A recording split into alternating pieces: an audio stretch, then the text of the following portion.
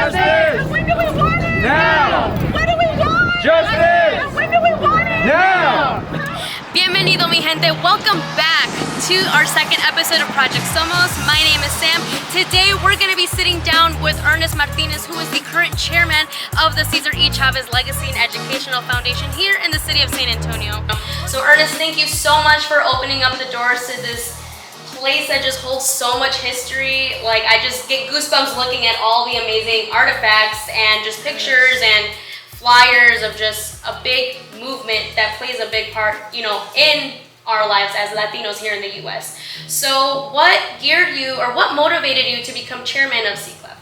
Well, it's just always been a part of me, right? It's something that I had a front row seat to this movement. My father was a human rights, labor rights, civil rights activist, and so growing up in a household of an activist, very natural for me to go to meetings as a young child, although I didn't get it as a young child. So that seed was planted many years ago. And so our family has been a part of that.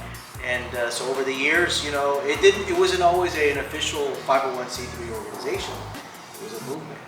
And that movement actually began with my father's career as a labor leader. And he was introduced to César Chávez at a young age. He was a young Chicano activist, and César Chávez visited San Antonio one day and they said, Jaime, you need to go hear this man speak. And so my dad's life was changed. I joke around, I say there's three people that changed my dad's life. It was Jesus Christ, my mom, and César Chávez, right? Right, so just that one meeting between your father and César Chávez just really, like you said, planted the seed. How would you say that plays a big influence with the San Antonio community? Well, that seed was planted with San Antonio many years ago. My father introduced to, now César made many visits to San Antonio, and César touched thousands of lives, right? It just so happened to be my father was one of those individuals that was able to meet César Chávez, and they were friends, and he was a mentor to my father, and gave my dad a lot of advice over the years.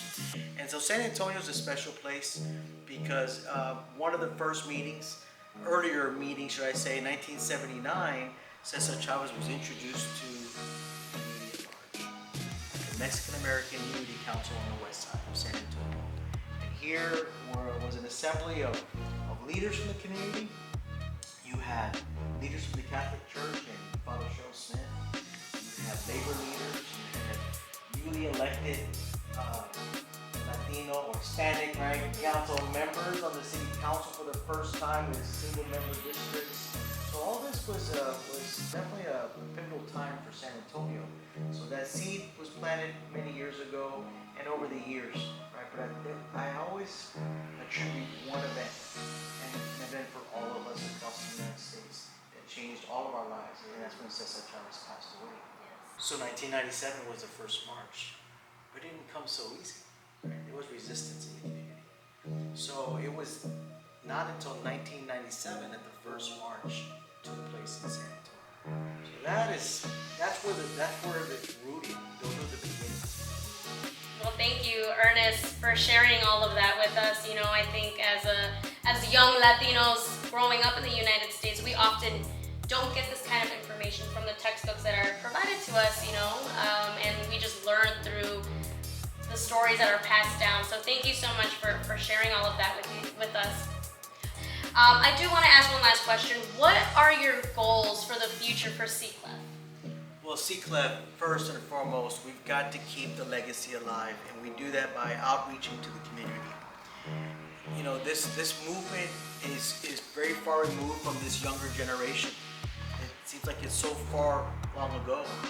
And I remind young people often that the si se puede phrase that Dolores coined, right? That phrase is that si se puede spirit that we hear about is not just the battle rallying cry of the 1960s and 70s, as Andrés Chávez, the grandson, put it one time when he was talking to some young people. The issues that are relevant today, they are La Causa moments, which is why we have the theme for this year's march, La Causa Sigue. So for the future, it is so important that another generation of young people connect with who César Chávez was, who Dolores Huerta is, who was Richard Chavez, who designed the beautiful iconic flag, the Águila flag. So the future and is going to be in the next generation of leadership for C-Club.